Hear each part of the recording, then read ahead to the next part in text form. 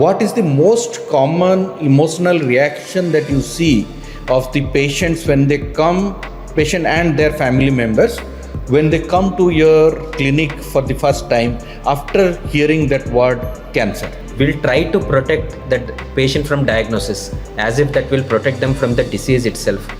అంటే ముందు ఫస్ట్ వాళ్ళకి చెప్పకూడదు ఫస్ట్ మాకు సైగలు వస్తాయి ఇలాగా don't do that, don't tell because there is obvious భయం ఉంది, బయాస్ ఉంది, అండ్ ఏం జరుగుతుందో అనేది, అండ్ తెలిస్తే పేషెంట్ ఎలా తీసుకుంటారు అనేది. కాకపోతే నేను చాలాసార్లు వాళ్ళకి చెప్పేది ఏంటంటే ఆ టైంలోని పేషెంట్ జెంటిల్గా బట్ ఫర్మ్గా, అంటే వాళ్ళకి ఆల్రెడీ డయాగ్నోసిస్ వాళ్ళ డియర్ ఫ్యామిలీ మెంబర్కి వచ్చిందన్న భయం ఉంటుంది, but we have to be gentle, but at least ఈ పాయింట్ అయితే ఫర్మ్గా చెప్పాలి. ఏంటంటే what I truly believe is patient should always be taken in to confidence.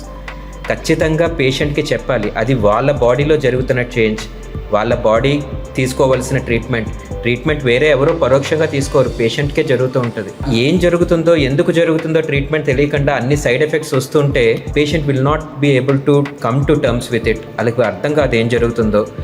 Suddenly they will be becoming weaker or might be losing hair or some changes in their body.